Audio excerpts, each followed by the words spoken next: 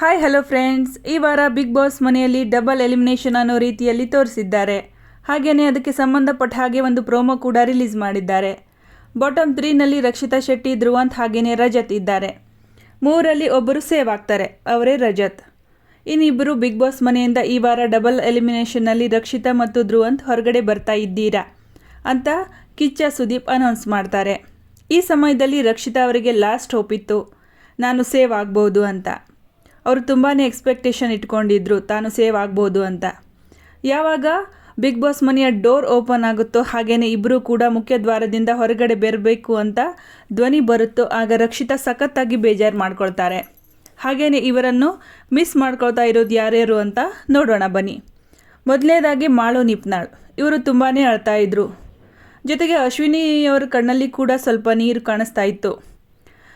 ಗಿಲ್ಲಿಯವರ expression ಹೇಳ್ತಾ ಇತ್ತು ತುಂಬಾ ಬೇಜಾರಾಗಿದ್ದಾರೆ ಅಂತ. ಮತ್ತು ರಕ್ಷಿತಾ ಮತ್ತು ರಘು ಅವರ ಬಾಂಡಿಂಗ್ ಕೂಡ ತುಂಬಾ ಚೆನ್ನಾಗಿತ್ತು. ಅದಕ್ಕಾಗಿ ರಘು ಕೂಡ ಸಿಕ್ಕಾಪಟ್ಟೆ ಬೇಜಾರು ಮಾಡ್ಕೊಂಡಿದ್ದಾರೆ. ಫ್ರೆಂಡ್ಸ್, ಇದು ಒಂದು ಎಮೋಷ್ನಲ್ ಆಗಿರೋ ವಿದಾಯ ಅಂತಲೇ ಹೇಳ್ಬೋದು.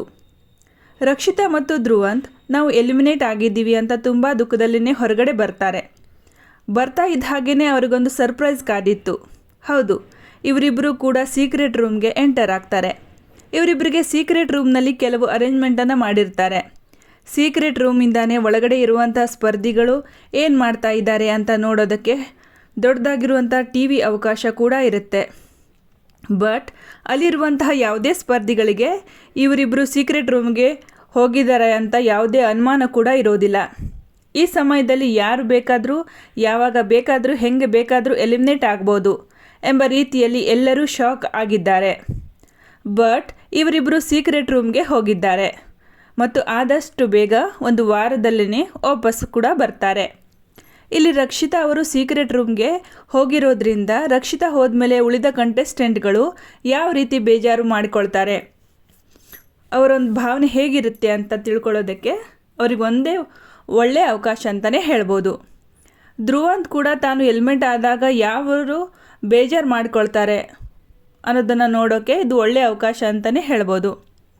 ರಕ್ಷಿತಾ ಮತ್ತು ಧ್ರುವಂತ್ ಅವರು ಒಟ್ಟಿಗೆ ಇರಬೇಕಲ್ವಾ. ಧ್ರುವಂತ್ಗೆ ಮೊದಲೇ ರಕ್ಷಿತಾನ ಕಂಡ್ರೆ ಅಷ್ಟಕ್ಕಷ್ಟೇ, ಕಂಡ್ರೇ ಆಗಲ್ಲ ಅಂತಲೂ ಹೇಳ್ಬೋದು.